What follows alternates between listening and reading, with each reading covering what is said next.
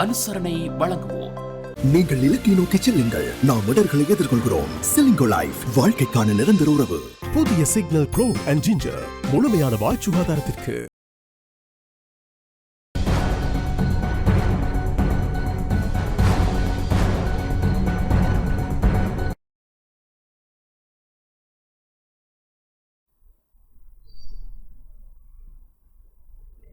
வணக்கம். டான் தமிழொலியின் இரவு நேர பிரதான செய்திகளுடன் இணைந்திருப்பது கோபி கிருஷ்ணா கோஷிகா. முதலில் தலைப்புச் செய்திகள்.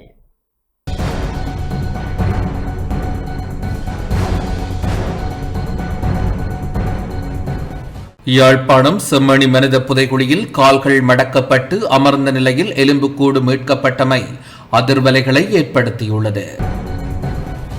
முன்னாள் போலீஸ் மா அதிபர் CD விக்ரமரத்னவின் மரணம் சாதாரணமான ஒன்று அல்ல என்கிறார் இடதுசாரி மையத்தின் அழைப்பாளர் சமீர பெரேரா. மன்னார் மாவட்டத்தின் அபிவிருத்தி மற்றும் மின்சார பிரச்சினைகள் குறித்து வலுசக்தி பிரதியமைச்சர் தலைமையில் விசேட கலந்துரையாடல். பிரதியமைச்சர் சதுரங்கா பேசிங்க இன்று கிளிநொச்சி மாவட்டத்திற்கு விஜயம்.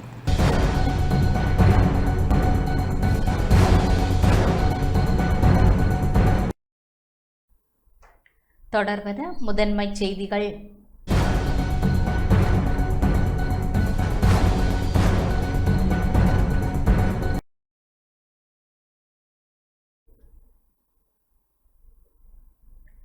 யாழ்ப்பாணம் செம்மணி மனித புதைகுழியில் கால்கள் மடக்கப்பட்டு அமர்ந்த நிலையில் எலும்புக்கூடு மீட்கப்பட்டமை அதிர்வுகளை ஏற்படுத்தியுள்ளது. யாழ்ப்பாணம் செம்மணி மனித புதைக்குழி அகழ்வில் 3ஆம் கட்டத்தின் 37ஆம் நாளான இன்று 429ஆம் இலக்க மனித எலும்புக்கூடு கால்கள் மடக்கப்பட்டு அமர்ந்த நிலையில் புதைக்கப்பட்டிருந்தமை அடையாளம் காணப்பட்டது. கடந்த ஆண்டு நடைபெற்ற 2ஆம் கட்ட அகழாய்வில் இதேபோன்று கால்கள் மடக்கப்பட்டு அமர்ந்த நிலையில் புதைக்கப்பட்டிருந்த ஒரு மனித எலும்புக்கூடு கண்டுபிடிக்கப்பட்டிருந்தது. ஒரே புதைகுழியில் இதுபோன்ற அரிய புதைப்பு முறை 2வது முறையாக பதிவாகியுள்ளது. இன்றைய அகழாய்வில் மேலும் 9 மனித எலும்புக்கூடுகள் சுத்தம் செய்யப்பட்டு அடையாளம் காணப்பட்டுள்ளன. இதன் மூலம் செம்மணி மனித புதைக்குழி அகழாய்வின் இதுவரையான 3 கட்டங்களிலும் இதுவரை 446 மனித எலும்புக்கூடுகள் சுத்தம் செய்யப்பட்டு அடையாளம் காணப்பட்டுள்ளதுடன் இதில் 434 எலும்புக்கூடுகள் முழுமையாக அகழ்ந்தெடுக்கப்பட்டுள்ளன.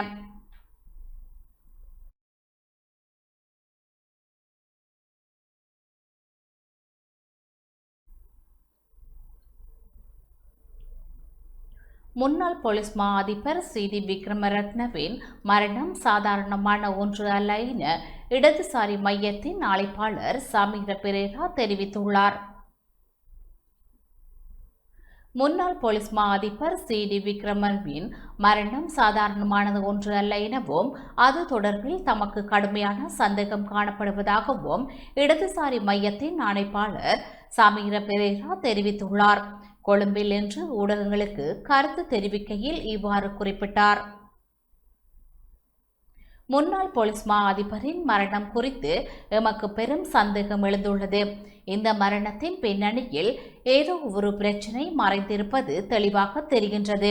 கடந்த காலங்களில் தீர்க்கமான சாட்சியங்களை வழங்கிய நபர்கள் தற்கொலை செய்து கொள்ளும் சம்பவங்கள் தொடர்ச்சியாக இடம்பெற்று வருகின்றன.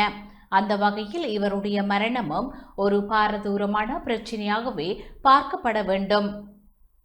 உயிர்த்த ஞாயிறு பயங்கரவாத தாக்குதல் சம்பவங்கள் தொடர்பில் இவர் மிக தீர்க்கமான வாக்குமூலங்களை வழங்கியிருந்ததாக கடந்த சில நாட்களாக சமூக ஊடகங்களில் செய்திகள் வெளியாகியிருந்தன. குறிப்பாக சாரா யாஸ்மின் என்பவரின் DNA பரிசோதனையை மீண்டும் செய்ய வேண்டாம் என்று தனக்கு கடுமையான அழுத்தங்கள் பிரயோகிக்கப்பட்டதாக அவர் சாட்சியம் அளித்திருந்தார். இந்த விவகாரங்கள் எமக்கு பெரும் அதிர்ச்சியையும் அச்சத்தையும் ஏற்படுத்தியுள்ளன. உயிர்த்த ஞாயிறு தாக்குதல் குறித்து இவ்வளவு பாரதூரமான சாட்சியங்களை வழங்கிய சில நாட்களிலேயே அவர் மரணமடைந்துள்ளார். இதன் மூலம் நாட்டின் நிழல் அரசாங்கத்தின் ஆதிக்கம் இன்னும் தொடர்கின்றது என்பதும் சாட்சிகளை திட்டமிட்டு அகற்றும் அல்லது அழிக்கும் வேலை திட்டம் ஒன்று முன்னெடுக்கப்படுகின்றதோ என்ற பலத்த சந்தேகமும் எமக்கு எழுகின்றது. எனவே இந்த மரணம் குறித்து மிக விரிவான மற்றும் முறையான விசாரணைகள் முன்னெடுக்கப்பட வேண்டும். மறுபுறம் ஒரு குறிப்பிட்ட குடும்பத்துடன் நெருங்கிய தொடர்புடைய ஊழல் நிறைந்த இரு ஊடக நிறுவனங்கள் இந்த மரணத்தை ஒரு தற்கொலை என உடனடியாக சித்தரிக்க முயல்கின்றன. இந்த ஊடகங்களின் அத்தகைய அவசரமான செயற்பாடு எமது சந்தேகத்தை மேலும் பலப்படுத்துவதாக அமைந்துள்ளது. එක්තරා විදිහකට මේ මියයාමත් එක්ක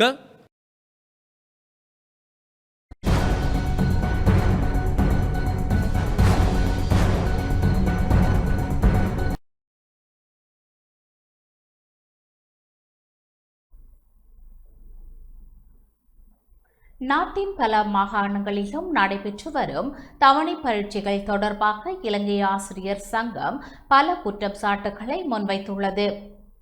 மத்திய மாகாணத்தில் நடைபெற்ற தமிழ் மொழி தரம் 11 தவணை பரீட்சையில் 2019ஆம் ஆண்டு வட மாகாணத்தில் பயன்படுத்தப்பட்ட வினாத்தாளே முழுமையாக மீண்டும் வழங்கப்பட்டுள்ளதாக குற்றச்சாட்டு முன்வைக்கப்பட்டுள்ளது. முதல் வினாத்தாளின் ஒரு பகுதியும் 2ஆம் மற்றும் 3ஆம் வினாத்தாள்கள் முழுமையாகவும் பழைய வினாத்தாள்களுடன் ஒத்துள்ளதாக தெரிவிக்கப்படுகிறது. இந்த விடயம் தொடர்பில் மாகாண கல்வி பணிப்பாளரிடம் முறைப்பாடு செய்யப்பட்டிருந்தாலும் இதுவரை உரிய நடவடிக்கை எடுக்கப்படவில்லை என இலங்கை ஆசிரியர் சங்கத்தின் பொதுச் செயலாளர் ஜோசப் ஸ்டாலின் தெரிவித்துள்ளார். இதேவேளை வடமேல் மாகாணத்தில் நடைபெற்று வந்த தவணை பரீட்சைகளும் சிக்கலை எதிர்கொண்டுள்ளன. 3 நாட்கள் பரீட்சைகள் நடைபெற்ற நிலையில் வினாத்தாள்களை அச்சிட்டு வழங்கும் நிறுவனத்தால் அவை உரிய நேரத்தில் வழங்கப்படாத காரணத்தால் மீதமிருந்த 4 நாள் பரீட்சைகள் ஒத்திவைக்கப்பட்டதாக தெரிவிக்கப்பட்டுள்ளது. இந்த நிலைமைக்கு அச்சகத்தை மட்டும் குற்றம் சாட்ட முடியாது என்றும் ஒப்பந்தம் வழங்கிய அதிகாரிகளும் பொறுப்பேற்க வேண்டும் என்றும் வலியுறுத்தப்பட்டுள்ளது. அரசு பெரும் நிதி செலவில் நடத்தும் தவணை பரீட்சைகளில் தொடர்ச்சியாக ஏற்படும் இவ்வாறான தவறுகள் தொடர்பில் சுயாதீன விசாரணை நடத்தி பொறுப்பு கூற வேண்டிய அதிகாரிகளுக்கு எதிராக கடுமையான நடவடிக்கை எடுக்க வேண்டும் எனவும் கோரப்பட்டுள்ளது. இதேவேளை 2027ஆம் ஆண்டுக்கான ஆசிரியர் இடமாற்ற விண்ணப்பங்களை கல்வி அமைச்சு கோரியுள்ள நிலையில் கடந்த ஆண்டு இடமாற்றம் பெற்ற நூற்றுக்கணக்கான ஆசிரியர்கள் இன்னும் புதிய பணியிடங்களில் இணைக்கப்படவில்லை என இலங்கை ஆசிரியர் சங்கம் குற்றம் சாட்டியுள்ளது. 2027ஆம் ஆண்டுக்கான வருடாந்த ஆசிரியர் இடமாற்றங்களுக்கு 8 ஆண்டுகளுக்கு மேல் ஒரே பாடசாலையில் பணியாற்றிய ஆசிரியர்களிடமிருந்து விண்ணப்பங்கள் கோரப்பட்டுள்ளதாக தெரிவிக்கப்பட்டுள்ளது. எனினும் 2026ஆம் ஆண்டில் இடமாற்றம் பெற்ற 315க்கும் அதிகமான ஆசிரியர்கள் இன்னும் தங்களது புதிய பணியிடங்களுக்கு செல்லவில்லை என இலங்கை ஆசிரியர் சங்கம் சுட்டிக்காட்டியுள்ளது. சில ஆசிரியர்கள் இடமாற்ற உத்தரவை பின்பற்ற வேண்டிய நிலையில் மற்றொரு தரப்பினர் அதே பாடசாலைகளில் தொடர்ந்தும் பணியாற்றுவது சமநீதிக்கு புறம்பானது எனவும் சங்கம் தெரிவித்துள்ளது. மேலும் கல்விச் செயலாளரின் உத்தியோகபூர்வ இடமாற்ற உத்தரவை கூட சிலர் நடைமுறைப்படுத்தாமல் இருப்பதாகவும் இது தொடர்பில் கல்வி அமைச்சு என்ன நடவடிக்கை எடுக்க உள்ளது என்பதை வெளிப்படையாக அறிவிக்க வேண்டும் எனவும் வலியுறுத்தப்பட்டுள்ளது. இதனுடன் தற்போது மேற்கொள்ளப்படும் ஆன்லைன் ஆசிரியர் இடமாற்ற முறையிலும் பல தொழில்நுட்ப மற்றும் நிர்வாக குறைபாடுகள் காணப்படுவதாக ஆசிரியர் சங்கம் கூறியுள்ளது. நாட்டில் நிலவும் ஆசிரியர் பற்றாக்குறை காரணமாக பல இடமாற்றங்கள் உரிய மாற்று ஆசிரியர்கள் இல்லாததால் நடைமுறைக்கு வரவில்லை என்றும் சங்கம் சுட்டிக்காட்டியுள்ளது. தொலைதூர பகுதிகளில் பல ஆண்டுகளாக பணியாற்றும் ஆசிரியர்களின் நலனை கருத்தில் கொண்டு இடமாற்ற நடைமுறை வெளிப்படையாகவும் சமமான முறையிலும் அமுல்படுத்தப்பட வேண்டும் என இலங்கை ஆசிரியர் சங்கம் அரசாங்கத்திடம் கோரிக்கை விடுத்துள்ளது. විශේෂයෙන්ම අපි දන්නවා මධ්‍යම පළාතේ වාර විභාගය. මධ්‍යම පළාතේ වාර විභාගයේදී දෙමළ මාධ්‍ය 11 වසර ප්‍රශ්න පත්‍රයේ සම්පූර්ණයෙන්ම 2019 උතුරු පළාතේ දරුවන්ට ලබා දීපු ප්‍රශ්න පත්‍රය ඒමම ලබා දීලා තියෙනවා. විශේෂයෙන් පළවෙනි ප්‍රශ්න පත්‍රයේ 24 වෙනි ප්‍රශ්නයේ ඉඳන් இதேவேளை 2027ஆம் ஆண்டுக்கான ஆசிரியர் இடமாற்ற விண்ணப்பங்களை கல்வி அமைச்சு கோரியுள்ள நிலையில் கடந்த ஆண்டு இடமாற்றம் பெற்ற நூற்றுக்கணக்கான ஆசிரியர்கள் இன்னும் புதிய பணியிடங்களில் இணைக்கப்படவில்லை என இலங்கை ஆசிரியர் சங்கம் குற்றம் சாட்டியுள்ளது. 2027ஆம் ஆண்டுக்கான வருடாந்த ஆசிரியர் இடமாற்றங்களுக்கு 8 ஆண்டுகளுக்கு மேல் ஒரே பாடசாலையில் பணியாற்றிய ஆசிரியர்களிடமிருந்து விண்ணப்பங்கள் கோரப்பட்டுள்ளதாக தெரிவிக்கப்பட்டுள்ளது. எனினும் 2026ஆம் ஆண்டில் இடமாற்றம் பெற்ற 315க்கும் அதிகமான ஆசிரியர்கள் இன்னும் தங்களது புதிய பணியிடங்களுக்கு செல்லவில்லை என இலங்கை ஆசிரியர் சங்கம் சுட்டிக்காட்டியுள்ளது. சில ஆசிரியர்கள் இடமாற்ற உத்தரவை பின்பற்ற வேண்டிய நிலையில் மற்றொரு தரப்பினர் அதே பாடசாலைகளில் தொடர்ந்தும் பணியாற்றுவது சமநீதிக்கு புறம்பானது எனவும் சங்கம் தெரிவித்துள்ளது. மேலும் கல்விச் செயலாளரின் உத்தியோகபூர்வ இடமாற்ற உத்தரவை கூட சிலர் நடைமுறைப்படுத்தாமல் இருப்பதாகவும் இது தொடர்பில் கல்வி அமைச்சு என்ன நடவடிக்கை எடுக்க உள்ளது என்பதை வெளிப்படையாக அறிவிக்க வேண்டும் எனவும் வலியுறுத்தப்பட்டுள்ளது. இதனுடன் தற்போது மேற்கொள்ளப்படும் ஆன்லைன் ஆசிரியர் இடமாற்ற முறையிலும் பல தொழில்நுட்ப மற்றும் நிர்வாக குறைபாடுகள் காணப்படுவதாக ஆசிரியர் சங்கம் கூறியுள்ளது. நாட்டில் நிலவும் ஆசிரியர் பற்றாக்குறை காரணமாக பல இடமாற்றங்கள் உரிய மாற்று ஆசிரியர்கள் இல்லாததால் நடைமுறைக்கு வரவில்லை என்றும் சங்கம் சுட்டிக்காட்டியுள்ளது. தொலைதூர பகுதிகளில் பல ஆண்டுகளாக பணியாற்றும் ஆசிரியர்களின் நலனை கருத்தில் கொண்டு இடமாற்ற நடைமுறை வெளிப்படையாகவும் சமமான முறையிலும் அமுல்படுத்தப்பட வேண்டும் என இலங்கை ஆசிரியர் சங்கம் அரசாங்கத்திடம் கோரிக்கை விடுத்துள்ளது. වැඩි ගුරුවරු මාරු කිරීම වසර 9ට සේවා කාලයක් වැඩි ගුරුවරු මාරු කිරීම ඒ විධිමත්යේ ක්‍රියාවලිය වෙන්න ඕනේ. එතකොට දැන් මෙතන පිරිසක් යන්නේ නැතුව ඉන්නයි. පිරිසක් යන්නයි මොකද්ද තියෙන නීතිය? දැන් අපි අහන්නේ මේ සම්බන්ධයෙන් අධ්‍යාපන අමාත්‍යාංශය ගන්න පියවර මොකද්ද?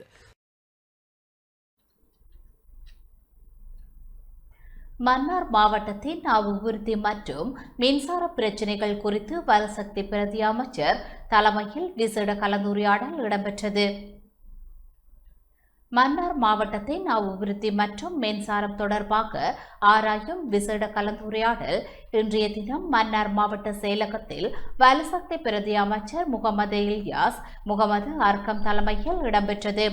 மன்னார் மாவட்ட அரசாங்க அதிபர் கானா கனகேஸ்வரன் ஏற்பாட்டில் இடம்பெற்ற குறித்த கலந்துரையாடலில் இலங்கை மின்சார சபை அதிகாரிகள், காற்றலை மின் நிறுவனங்களின் பிரதிநிதிகள், பிரதேச செயலாளர்கள், உள்ளூராட்சி மன்றங்களின் பிரதிநிதிகள் என பலர் கலந்து கொண்டனர்.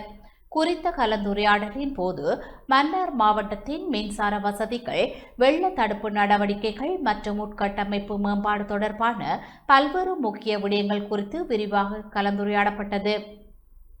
குஞ்சுக்குளம் பகுதியில் வெள்ளத்தால் ஏற்படும் மின்சார அபாயங்களை தடுக்கும் வகையில் மின் இணைப்புகளை பாதுகாப்பான முறையில் உயர்த்தி அமைப்பது, சிலாவத்துறை முருங்கன் மல்வத்து ஓயா பாலம் அருகில் உள்ள மின் கேபிள்களின் பாதுகாப்பை மேம்படுத்துதல், தள்ளாடி காற்றலை வீதியில் வீதி விளக்குகளை அமைப்பது, மடு பிரதேச செயலக பிரிவின் சோதி நகர் பகுதியில் மின்சார வசதியற்ற குடும்பங்களுக்கு இலவச கிராமப்புற மின் மயமாக்கல் திட்டத்தின் கீழ் மின்சார இணைப்புகளை வழங்குவது தொடர்பாக இதன்போது கலந்துரையாடப்பட்டது.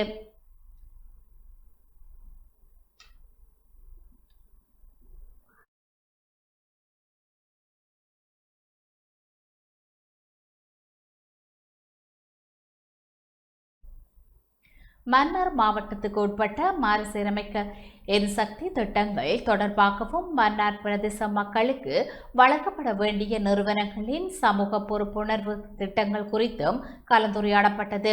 அத்துடன் மன்னார் தீவில் தொடர்ந்து ஏற்படும் வெள்ளப்பெருக்கை கட்டுப்படுத்துவது மற்றும் தடுப்பு குறித்தும் ஆலோசிக்கப்பட்டது. இதன்போது கருத்து வெளியிட்ட பிரதி அமைச்சர் அர்க்கம் மன்னார் வீதி தீவு பகுதிகளுக்கான வெள்ள கட்டுப்பாட்டு திட்டத்திற்கு தற்காலிக மதிப்பீடாக சுமார் 12 கோடி ரூபாய் நிதிக்கு அமைச்சரவை அனுமதி கிடைத்துள்ளதாக தெரிவித்தார். இது தொடர்பான பணிகள் தாழ்நில பகுதி அபிவிருத்தி அதிகார சபையிடம் ஒப்படைக்கப்பட்டுள்ளன. இன்னும் சில மாதத்துக்குள் இது தொடர்பான அறிக்கை கிடைத்தவுடன் அடுத்த கட்ட கட்டுமான பணிகளை தொடர முடியும் என எதிர்பார்க்கப்படுவதாக பிரதி அமைச்சர் தெரிவித்தார். தம்பவன்னி காற்றலை மின் உற்பத்தி திட்டம் செயல்பாட்டில் உள்ளதாக குறிப்பிட்ட அவர், வெள்ளப்பெருக்கை கட்டுப்படுத்தும் திட்டம் அறிக்கை மற்றும் பணிகள் முழுமையாக ஆரம்பிக்கப்படும் வரை மன்னார் தீவுக்குள் புதிய திட்டங்கள் ஆரம்பிப்பது தற்காலிகமாக நிறுத்தப்பட்டுள்ளதாக தெரிவித்தார்.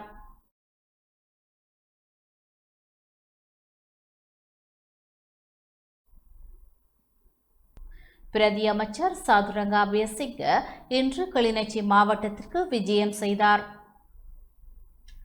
கைத்தொழில் மற்றும் தொழில் முயற்சி ஆண்மை பிரதி அமைச்சர் சாதுரங்க அபேசிங்க இன்று கிளிநொச்சி மாவட்டத்திற்கு விஜயம் செய்தார். இதன்போது தேசிய உப்பு உற்பத்தி நிறுவனத்தின் கீழுள்ள ஆணையிறைப்பு உப்பு உற்பத்தி நிலையத்திற்கு விஜயம் மேற்கொண்ட பிரதி அமைச்சர் உப்பு உற்பத்தி செயற்பாடுகளை பார்வையிட்டார். தொடர்ந்து பரந்தன் ரசாயன தொழிற்சாலைக்கு விஜயம் மேற்கொண்ட பிரதி அமைச்சர் ரசாயன தொழிற்சாலையின் கட்டுமான பணிகளை பார்வையிட்டார். பிரதி அமைச்சரோடு பரந்தன் ரசாயன தொழிற்சாலையின் தலைவர் சதானந்தன் நேசராஜன், தேசிய உப்பு உற்பத்தி நிறுவனத்தின் தலைவர் சிவசோதி சிவசங்கர் ஆகியோரும் கலந்து கொண்டனர்.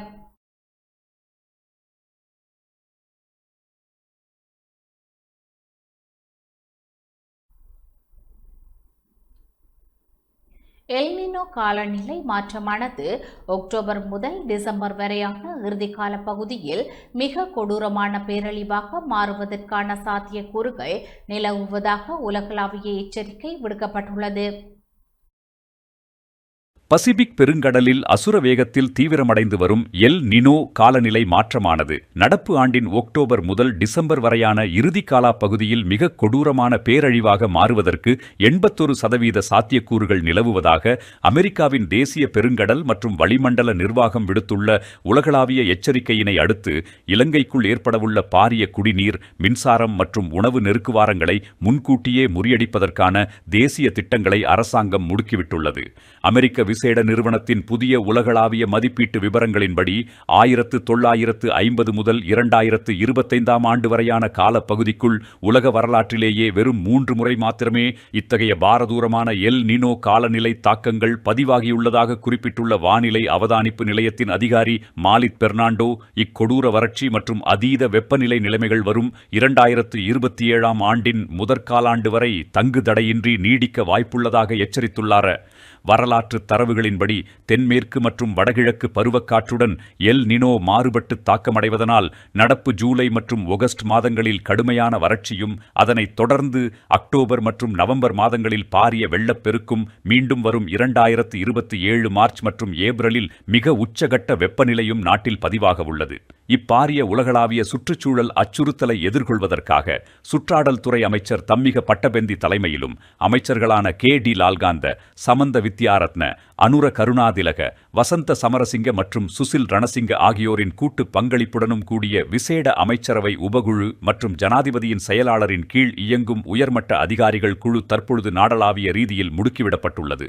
மகாவலி அதிகார சபை, நீர்வழங்கல் சபை மற்றும் லங்காமின் உற்பத்தி நிறுவனத்தின் பிரதானிகளை உள்ளடக்கிய இக்குழுவினர் வறட்சியினால் முடங்கவுள்ள நீர்நிலைகளை முன்கூட்டியே சீரமைப்பது குறித்து 2 வாரங்களுக்கு ஒருமுறை விசேட மீளாய்வுகளை நடத்தவுள்ளனர். தற்போதைய நிலவரப்படி நீர்ப்பாசன திணைக்களத்தின் கீழுள்ள பிரதான நீர்த்தேக்கங்களில் 1,50,000க்கும் அதிகமான ஏக்கர் அடி நீர் எஞ்சியுள்ளதனால் வரும் ஆகஸ்ட் 15 சிறுபோக நெல் செய்கைக்கான நீர் விநியோகங்கள் உத்தியோகபூர்வமாக நிறைவடைந்ததும் அப்பாசனை நீர் முழுவதையும் மக்களின் அவசர குடிநீர் மற்றும் மின் உற்பத்தி தேவைகளுக்காக மாற்றுவதற்கு வீடமைப்பு மற்றும் நீர் வழங்கல் அமைச்சர் சுசில் ரணசிங்க அவசர ஆணை பிறப்பித்துள்ளார். கொடூர வெப்பநிலையின் காரணமாக பச்சிளம் குழந்தைகள் மற்றும் முதியவர்கள் மத்தியில் பரவக்கூடிய பாரதூரமான சுகாதார ஆபத்துக்களை கட்டுப்படுத்த சுகாதார அமைச்சுடன் இணைந்து அவசர விழிப்புணர்வு பொறிமுறைகள் ஆரம்பிக்கப்பட்டுள்ளதுடன் தற்போதைய தேசிய வரவு செலவு திட்ட நிதி ஒதுக்கீடுகளை தாண்டி எல் நினோ பேரழிவினால் நாட்டில் ஏதேனும் அவசர அனர்த்தங்கள் தோன்றும் பட்சத்தில் எவ்வித நிர்வாக தாமதங்களுமின்றி பில்லியன் கணக்கான அவசரகால விசேட நிதியியலை உடனடியாக விடுவிப்பதற்கு ஜனாதிபதி அனுர குமார திசாநாயக்க அனுமதி வழங்கியுள்ளதாக அமைச்சர் தம்மிக பட்டபெந்தி மேலும் திட்டவட்டமாக உறுதிப்படுத்தியுள்ளார். கொழும்பு தெய்வளை கல்கிசை பொது மயானத்திற்குள் இடம்பெற்ற துப்பாக்கி சூட்டில் ஒருவர் படுகாயமடைந்துள்ளார். கொழும்பு தெய்வளை கல்கிசை பொது மயானத்திற்குள் இன்று மாலை புகுந்த இனம் தெரியாத ஆயுததாரிகளினால் கட்டவிழ்த்து விடப்பட்ட கொடூர துப்பாக்கி பிரயோகத்தில் படுகாயமடைந்த நபர் ஒருவர் அவசர மருத்துவ சிகிச்சைக்காக மருத்துவமனையில் அனுமதிக்கப்பட்டுள்ளதாக போலீஸ் தலைமையகம் தற்பொழுது அதிர்ச்சி தகவலை பிரகடனம் செய்துள்ளது. இன்று ஞாயிற்றுக்கிழமை மாலை தெய்வளை பகுதியில் இடம்பெற்ற இக்கொடூர சம்பவம் குறித்து போலீஸ் ஊடக பிரிவு விடுத்துள்ள அறிக்கையின்படி மோட்டார் சைக்கிள் ஒன்றில் வருகை தந்த இருவர் தெய்வளை பொது மயான வளாகத்திற்குள் அத்துமுறை நுழைந்து அங்கிருந்த நபர் ஒருவரை இலக்கு வைத்து சரமாரியாக துப்பாக்கி பிரயோகம் மேற்கொண்டுவிட்டு சம்பவ இடத்திலிருந்து அதிவேகமாக தப்பிச் சென்றுள்ளதாக தெரிவிக்கப்பட்டுள்ளது.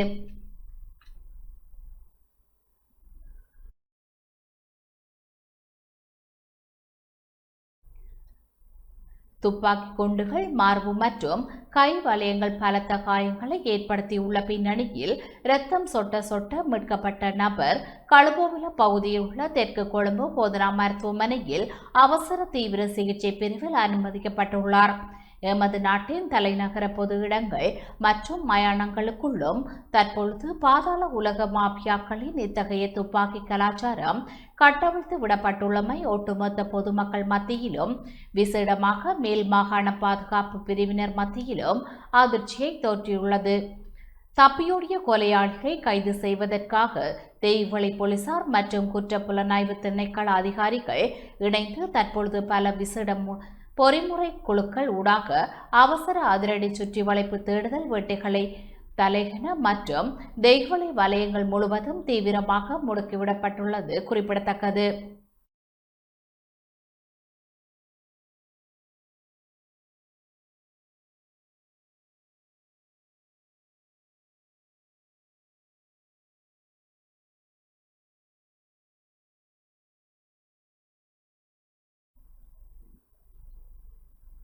யாழ்ப்பாணம் புங்குடுதீவு மீனவர்கள் இன்று கண்டன ஆர்ப்பாட்டத்தில் ஈடுபட்டனர். இந்திய மீனவர்களின் அத்துமீறலை கண்டித்து யாழ்ப்பாணம் புங்குடுதீவு மீனவர்கள் கண்டன ஆர்ப்பாட்டத்தில் ஈடுபட்டனர். புங்குடுதீவு ஆலடி சந்தியிலிருந்து இன்று காலை 11 மணியளவில் இந்த ஆர்ப்பாட்டம் முன்னெடுக்கப்பட்டது. கடந்த ஓரிரு நாட்களுக்கு முன்னர் புங்குடுதீவு மீனவர்கள் நெடுந்தீவிற்கு அண்மித்த பகுதியில் நண்டு வலைகளை வீசிவிட்டு காத்திருந்த போது இந்திய மீனவர்கள் அத்துமீறி நுழைந்து மீனவர்களின் வலைகளை அறுத்து சென்றுள்ளனர். சுமார் 75 லட்சம் ரூபாய் பெறுமதியான வலைகளை அறுத்து சென்றுள்ளனர். இந்திய மீனவர்களின் அத்துமீறலை கண்டித்து புங்குடுதீவு ஆலடி சந்தியில் ஒன்று கூடிய புங்குடுதீவு மீனவர்கள் வீதி வழியாக புங்குடுதீவு வாடி வரைக்கும் ஊர்வலமாக சென்று கடலில் இறங்கி போராட்டத்தில் ஈடுபட்டனர். இந்திய மீனவர்களின் அத்துமீறலினால் தமது வாழ்வாதாரங்கள் அளிக்கப்படுவதாக கவலை வெளியிட்டுள்ள மீனவர்கள் தமது வாழ்வாதாரத்தை மேம்படுத்த அரசாங்கம் உரிய நடவடிக்கை மேற்கொள்ள வேண்டும் எனவும் வலியுறுத்தினர். மேலும் இந்திய மீனவர்களால் ஏற்பட்ட இழப்பை நிவர்த்தி செய்ய இழப்பீடு வழங்க வேண்டும் எனவும் வேண்டுகோள் விடுத்தனர்.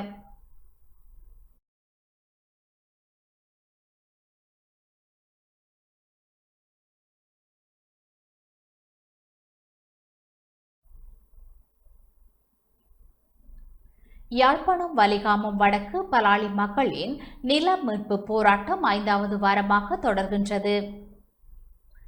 கடந்த 36 ஆண்டுகளாக தமது பூர்வீக காணிகளை இழந்து இடம்பெயர்ந்த நிலையில் வாழ்ந்து வரும் பலாலி மக்கள் தமது காணிகளை மீள பெற்று தருமாறு வலியுறுத்தி பலாலி சந்தியில் இன்று கவனஈர்ப்பு போராட்டத்தை முன்னெடுத்தனர்.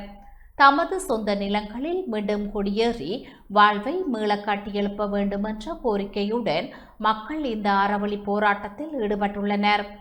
பொதுமக்களுக்கு சொந்தமான காணிகள் இன்னும் இராணுவ கட்டுப்பாட்டில் இருப்பதாகவும் அந்த காணிகளில் விவசாய நடவடிக்கைகள், வர்த்தக நடவடிக்கைகள் உள்ளிட்ட பல்வேறு பயன்பாடுகள் முன்னெடுக்கப்படுவதாகவும் போராட்டத்தில் ஈடுபட்டவர்கள் குற்றம் சாட்டினர். 3 தசாப்தங்களுக்கும் மேலாக தமது வீடுகளையும் நிலங்களையும் இழந்து உறவினர்களின் வீடுகள், வாடகை வீடுகள் மற்றும் அகதி முகாம்களில் வாழ்ந்து வருவது தமக்கு கடுமையான மன உளைச்சலையும் வாழ்வாதார சிக்கல்களையும் ஏற்படுத்தியுள்ளதாகவும் அவர்கள் தெரிவித்துள்ளனர். 36 ஆண்டுகள் என்பது ஒரு மனிதனின் வாழ்வின் பெரும் பகுதி. இன்னும் எவ்வளவு காலம் காத்திருக்க வேண்டும் என கேள்வி எழுப்பி மக்கள் தேர்தல் காலத்தில் வழங்கப்பட்ட வாக்குறுதிகளை நிறைவேற்றி அரசாங்கம் உடனடியாக தலையிட்டு இராணுவ கட்டுப்பாட்டில் உள்ள தமது காணிகளை விடுவித்து சொந்த மண்ணில் மீள குடியேற்ற நடவடிக்கை எடுக்க வேண்டும் என வலியுறுத்தினர். இந்தியா எங்களை வாழவும் விடாது, சாகவும் விடாது. நாங்க 90ஆம் ஆண்டுல இருந்து அனுபவிச்சிருக்கிறோம். ஆகவே நாங்க இந்த அரசாங்கத்திட்ட கேட்கிறோம், எங்கள்கிட்ட இந்த எங்களுடைய எல்லா பலாலியும் சேர்ந்த மக்கள் வெளிநாடுகள் இருக்கிறார்கள். எங்களால முடியும் இங்க இருந்து ஒரு விமானத்தை கட்டுநாயக்காக இல்ல, இங்க இருந்து கட்டார் வரைக்கும் ஓடுறாங்க. நீங்க இன்டர்நேஷனல் ஏர்போர்ட்டா இது வரைக்கும் ஒரு கட்டாருக்கு ஒரு விமானத்தை விட்டுருக்கலாம், விடையில. நீங்கள் எங்களை பேக்காட்டி இந்த விஷயங்களும் இதன்றீங்கள். நாங்க மீண்டும் கேட்டுக்கொள்கிறோம், இந்த ரோட்டு கிழக்கால் பகுதியில விடுபட்ட ரணில் விக்ரமசிங்க இருக்க விடுபட்ட இடத்துல கராச்சன் லைட் இன்ஃபென்ட்ரி கேம்பும் இருக்கு. இந்த டிசிசி மீட்டிங்ல கௌரவ கடற்தொழில் அமைச்சர் என்று சொல்லப்படுகிற சந்திரசேகரம் ஐயாக்கு ஓட் பண்ணினாக்கள்லாம் இந்தியால இருக்கிற மக்கள் நிறைய பேர். ஆகவே அவர் இப்ப சொல்றாரு, அந்த சின்ன பிள்ளைக்கு சாக்லேட் கொடுத்த மாதிரி உங்களுக்கு பாதை விட்டாச்சு தானே, அந்த பேக்காடு தேவையில்லை. நாங்கள் திருப்ப சொல்றோம், நல்ல ஒரு காலம். இந்த காலத்தை விட்டீங்கன்னா இந்த பகுதிகள் விடுவிக்கப்பட மாட்டாது. இதற்கு பொறுப்பானவர்கள் நீங்க இந்த பிரச்சனையை சரியா ஜனாதிபதிக்கோ பாதுகாப்பு அமைச்சுக்கோ சரியான முறையில் இதுகளை கொண்டு போய் நீங்க விடுவீங்கள் என்றால் நாங்கள் இந்த வெயில்ல காய தேவையில்லை, பொலிசோட முரண்பிடிக்க தேவையில்லை, எங்களுக்கு தரப்பால் தேவையில்லை. ஆகவே நீங்க விரைந்து இந்த விஷயங்களை செய்து தரணும் என்று கேட்டுக்கொள்ளும். மக்களின் போராட்டம் நியாயமானதும் அவர்களின் இறுதியான ஆசையானது தமது காணிகளை தாங்கள் மடிய வேண்டும், தமது வருமானங்களை ஈட்ட வேண்டும் என்ற ஒரு விருப்பம் இருக்கின்றது. இருப்பவர்கள் திருமணமாகி தமது பிள்ளைகளுக்கான வாழ்வாதாரமோ தனது சீதனமாக வழங்குவதற்கு கூட முடியாத நிலையில் இப்பொழுது இராணுவம் தங்கள் காணிகளை அபகரித்து வைத்திருக்கின்றனர். அவர்களின் காணிகளை விடுவிக்குமாறு நானும் ஒரு மக்கள் பிரதிநிதியாக இந்த இடத்தில் அவர்களுடன் போராட்டத்தில் ஈடுபட்டிருக்கின்றேன். இந்த போராட்டம் தொடர்ந்து வலுவடையும்.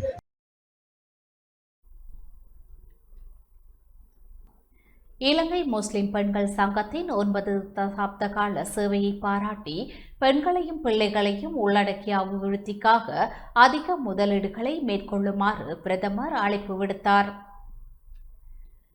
இலங்கைக்காக ஆற்றிய 90 ஆண்டுகால அர்ப்பணிப்பு மிக்க சேவைக்காக இலங்கை முஸ்லிம் பெண்கள் சங்கத்திற்கு தனது பாராட்டுகளை தெரிவித்த பிரதமர் கலாநிதி ஹரணி அமரசூரிய இச்சங்கமானது தலைமுறைகள் கடந்து எண்ணற்ற உயிர்களை மாற்றியமைத்த கருணை பெண் வலுவூட்டல் மற்றும் சமூக தலைமைத்துவத்திற்கான ஒரு சிறந்த முன்மாதிரியாகும் என தெரிவித்தார். கொழும்பு ரமடா ஹோட்டலில் நடைபெற்ற இலங்கை முஸ்லிம் பெண்கள் சங்கத்தின் 90வது ஆண்டு நிறைவு விழாவில் உரையாற்றும் போது பிரதமர் இக்கருத்துக்களை வெளியிட்டார். I think this is just listening to a little bit about the இந்த முக்கிய மைல்கல்லை எட்டியுள்ளதையிட்டு இலங்கை முஸ்லிம் பெண்கள் சங்கத்திற்கு வாழ்த்து தெரிவித்த பிரதமர் தங்களது ஆரம்பகால நோக்கத்திற்கு உண்மையாகவும் சமூகத்தின் மாறிவரும் தேவைகளுக்கு ஏற்பவும் தங்களை மாற்றியமைத்துக் கொண்டு 9 தசாப்தங்களாக தொடர்ச்சியான சேவைகளை முன்னெடுத்துள்ள தன்னார்வ நிறுவனங்கள் மிக சிலரே காணக்கூடியதாக இருப்பதாக குறிப்பிட்டார். ஒரு நாட்டின் முன்னேற்றமானது பெண்களின் அர்த்தமுள்ள பங்களிப்புடன் நெருங்கிய தொடர்புடையது என்பதை வலியுறுத்திய பிரதமர் கல்வி, பொருளாதாரம், சமூக தலைமைத்துவம் மற்றும் பொது வாழ்வில் சமமாக பங்களிப்பதற்காக பெண்களை வலுவூட்டுவதானது நிலையான அபிவிருத்திக்கும் பலமான குடும்ப கட்டமைப்பிற்கும் மற்றும் அதிக நெகிழ்ச்சி திறன் கொண்ட சமுதாயத்திற்கும் அடிப்படை அடித்தளமாகும் என தெரிவித்தார். தரமான கல்வி, சுகாதாரம், பொருளாதார வாய்ப்புகள் மற்றும் தலைமைத்துவம் ஆகியவற்றிற்கான சமமான அணுகல் மூலம் ஒவ்வொரு பெண்ணும் தங்களது முழு திறமையையும் வெளிப்படுத்துவதற்கான வாய்ப்பை உறுதி செய்வதில் அரசாங்கத்தின் அர்ப்பணிப்பை அவர் மீண்டும் உறுதிப்படுத்தினார். உண்மையான நலன்புரி என்பது உடனடி உதவிகளை வழங்குதல் மாத்திரமல்ல எனவும் கல்வி, திறன், அபிவிருத்தி, பாதுகாப்பு மற்றும் வாய்ப்புகள் ஆகியவற்றை பெற்றுக் கொடுப்பதன் மூலம் மனிதர்களுக்கு பாதுகாப்பான, கௌரவமான வாழ்க்கையை உருவாக்கிக் கொள்ளத்தக்க வகையில் வலுவூட்டுதலாகும் என பிரதமர் தெரிவித்தார். பாதிப்புகளுக்கு உள்ளாகத்தக்க சமூகங்களை பாதுகாக்கும் அதே வேளையில் வலுவூட்டல் மற்றும் சுதந்திரத்துக்கான வழிகளை உருவாக்கும் நலன்புரி அமைப்புகளை வலுப்படுத்துவதில் அரசாங்கம் கொண்டுள்ள அர்ப்பணிப்பை பிரதமர் வலியுறுத்தினார். சிவில் சமூக அமைப்புகளின் பங்களிப்பை பற்றி கருத்து தெரிவித்த பிரதமர் அரசாங்கம் கொள்கைகளை வகுத்து பொது சேவைகளை வழங்கி வந்த போதிலும் பல சமூக சவால்களை எதிர்கொள்வதற்கு சமூக அமைப்புகளின் கருணை, அர்ப்பணிப்பு, தலையீடு ஆகியன கட்டாய தேவைகளாகும் என குறிப்பிட்டார். இலங்கை முஸ்லிம் பெண்கள் சங்கத்தின் வாழ்நாள் கால அங்கத்தவர்களுக்கான கௌரவிப்புகளை வழங்கி வைத்த பிரதமர் கருணை மற்றும் பொறுப்பு குரலை அடிப்படையாக கொண்ட தலைமைத்துவத்தை வளர்ப்பதற்கும் அவர்கள் கொண்டுள்ள தளராத அர்ப்பணிப்பை பாராட்டியதோடு இலங்கை முஸ்லிம் பெண்கள் சங்கத்தின் 90வது ஆண்டு நிறைவை குறிக்கும் விசேட நினைவு மலரையும் உத்தியோகபூர்வமாக வெளியிட்டு வைத்து அதன் முதல் பிரதியையும் பெற்றுக் கொண்டார்.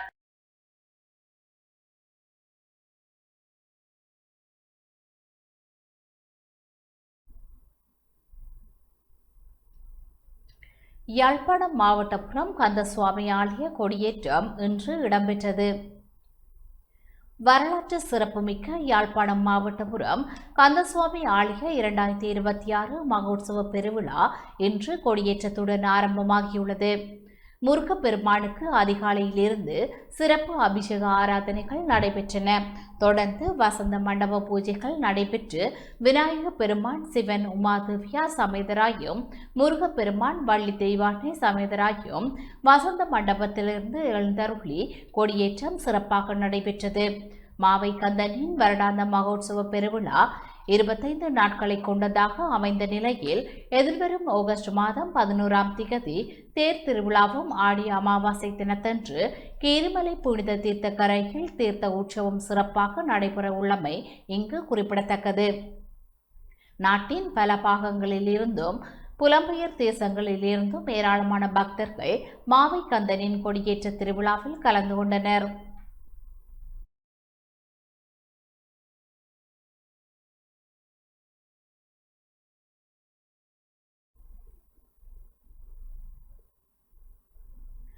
யாழ்ப்பாணம் விக்டோரியா கல்லூரியின் 150வது ஆண்டு நிறைவை முன்னிட்டு ஏற்பாடு செய்யப்பட்டிருந்த நடைபவனி இன்று காலை நடைபெற்றது.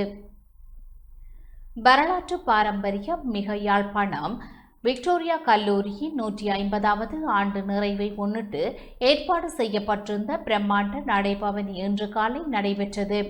கல்லூரி மைதானத்தில் காலை 6:30 மணிக்கு ஆரம்பமான இந்த நடைபவனிக்கு கல்லூரி அதிபர் கானா சுலபாமதே தலைமை தாங்கினார். 1776ஆம் ஆண்டு தொடக்கம் கல்வி சேவையாற்றி வரும் விக்டோரியா கல்லூரியின் 150 ஆண்டுகால கல்வி பாரம்பரியம், சாதனைகள் மற்றும் சமூக பங்களிப்பை எடுத்துக்கூறும் வகையில் நடைபவனி ஒழுங்கமைக்கப்பட்டிருந்தது. இந்த நிகழ்வில் கல்லூரியின் பழைய மாணவர்கள், தற்போதைய மாணவர்கள், ஆசிரியர்கள், பெற்றோர்கள் மற்றும் நலன் விரும்பிகள் உள்ளிட்ட ஏராளமானோர் கலந்து கொண்டு கல்லூரியின் 150 ஆண்டுகால பயணத்தை பெருமையுடன் கொண்டாடினர்.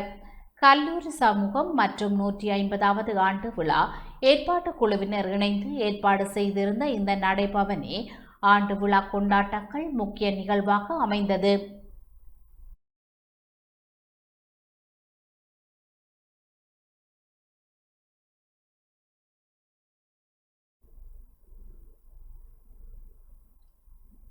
வடக்கு மாகாணத்தில் உள்ள முக்கிய சுற்றுலா தலங்களிலும் நகர் பகுதிகளிலும் அமைந்துள்ள பொது சுகாதார வசதிகளை முறையாக பராமரிக்க வேண்டும் என வடக்கு மாகாண சுற்றுலா பயணத்தின் தலைவர் கோரிக்கை விடுத்துள்ளார்.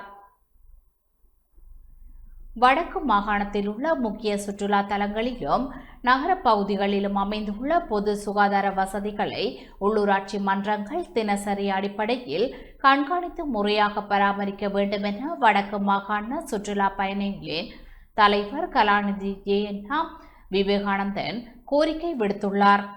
இது தொடர்பில் அவர் விடுத்துள்ள ஊடக அறிக்கையில் மேலும் தெரிவிக்கப்பட்டதாவது: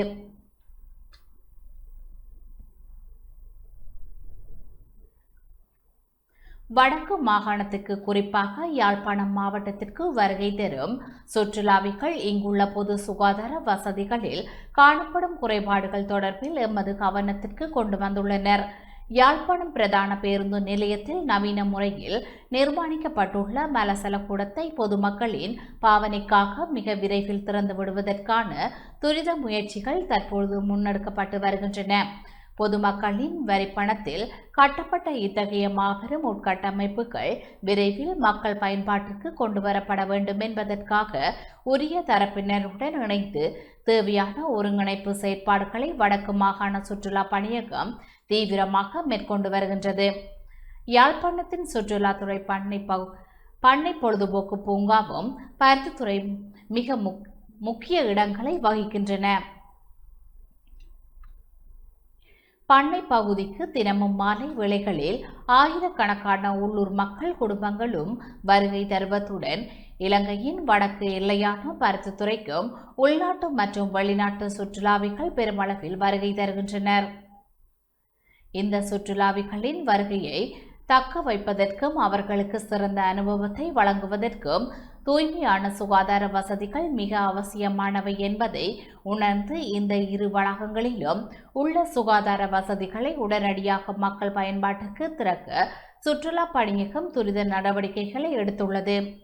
உள்ளூராட்சி மன்றங்கள் தங்களின் எல்லைக்குட்பட்ட சுற்றுலா தலங்களின் தூய்மையாக பேணுவதை உறுதி செய்ய வேண்டும்.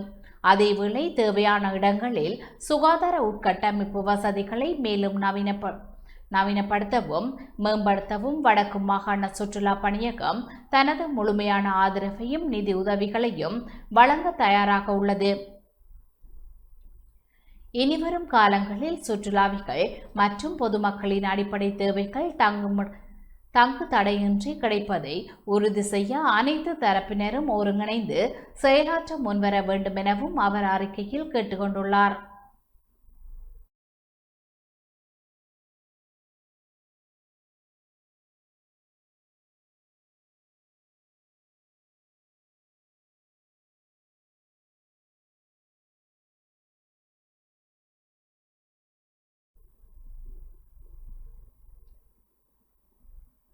இலங்கையில் விற்பனை செய்யப்படும் உள்ளூர் தயாரிப்புகள் மற்றும் இறக்குமதி செய்யப்படும் மெல்லிய ரக மாதவிடாய் சுகாதார பொருட்கள் அனைத்தும் இலங்கை தர கட்டளை நிறுவனத்தின் உத்தியோகபூர்வ சான்றிதழை கொண்டிருப்பது கட்டாயம் என அறிவிப்பு வெளியிடப்பட்டுள்ளது. இலங்கையில் விற்பனை செய்யப்படும் உள்ளூர் தயாரிப்புகள் மற்றும் இறக்குமதி செய்யப்படும் மெல்லிய ரக மாதவிடாய் சுகாதார பொருட்கள் அனைத்தும் இலங்கை தர கட்டளை நிறுவனத்தின் உத்தியோகபூர்வ சான்றிதழ்களை கொண்டிருப்பது கட்டாயம் என பிரகடனப்படுத்தி தரக்கட்டளை சான்றுகள் இல்லாத தயாரிப்புகளின் விற்பனையை முற்றிலும் தடை செய்யும் அதிவிசேட அரச வர்த்தமானி அறிவித்தல் ஒன்று வெளியிடப்பட்டுள்ளது. நுகர்வோர் விகார் அதிகார சபையின் பதில் தலைவர் SMD சூரியகுமாரவின் உத்தியோகபூர்வ கையெழுத்துடன் இன்று மாலை வெளியிடப்பட்டுள்ள இப்புதிய விசேட வர்த்தமானி உத்தரவானது எதிர்வரும் அக்டோபர் மாதம் 8ஆம் தேதி முதல் நாடளாவிய ரீதியில் உத்தியோகபூர்வமாக அமலுக்கு வர உள்ளதாக பிரகடனப்படுத்தப்பட உள்ளது. இப்புதிய விதிகளின் கீழ் உள்நாட்டில் உற்பத்தி செய்யப்படுபவை மற்றும் வெளிநாடுகளிலிருந்து இறக்குமதி செய்யப்படுபவை உட்பட ஒரு முறை மாத்திரம் பயன்படுத்தி தூக்கி எறியக்கூடிய அத்தனை அசாதாரண மற்றும் சாதாரண மற்றும் மிக மெல்லிய மாதவிடாய் சுகாதார பொதிகளும் இலங்கை தர கட்டளை நிறுவனத்தினால் உத்தியோகபூர்வமாக பரிந்துரைக்கப்பட்டுள்ள SLS 17032 மற்றும் SLS 17048 ஆகிய 2 முதன்மை தர கட்டுப்பாட்டு சான்றிதழ்களை கட்டாயமாக கொண்டிருக்க வேண்டும். இதற்கமைய வரும் அக்டோபர் 8ஆம் தேதி முதல் உத்தியோகபூர்வ சான்றிதழ்கள் இல்லாத தரமற்ற சுகாதார பொருட்களை உற்பத்தி செய்தல், பொதியிடுதல், விநியோகித்தல், வாகனங்களில் கொண்டு செல்லுதல், களஞ்சியப்படுத்துதல் மற்றும் கடைகளில் நுகர்வோருக்காக காட்சிப்படுத்தி விற்பனை செய்தல் ஆகிய அத்தனை செயற்பாடுகளும் நாடளாவிய ரீதியில் முற்றிலும் தடை செய்யப்பட்டுள்ளதுடன் விதிகளை மீறும் நிறுவனங்களுக்கு எதிராக எவ்வித சமரசமுமின்றி கடுமையான நீதிமன்ற குற்றவியல் சட்ட நடவடிக்கைகள் எடுக்கப்படும், பாரிய அபராதங்கள் விதிக்கப்படும் என நுகர்வோர் விவகார அதிகார சபை மேலும் திட்டவட்டமாக பிரகடனம் செய்துள்ளமை குறிப்பிடத்தக்கது.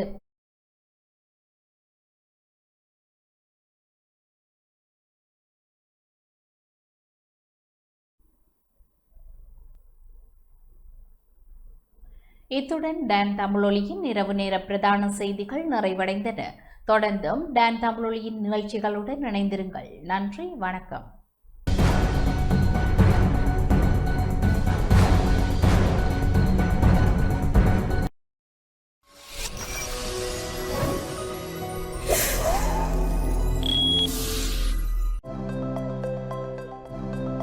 அனுசரணை வழங்கியோர். நீங்கள் இலக்கை நோக்கி செல்லுங்கள், நாம் இடர்களை எதிர்கொள்கிறோம். செலிங்கோ லைஃப், வாழ்க்கைக்கான நிரந்தர உறவு. புதிய சிக்னல் ப்ரோ அண்ட் ஜிஞ்சர் முழுமையான வாய் சுகாதாரத்திற்கு.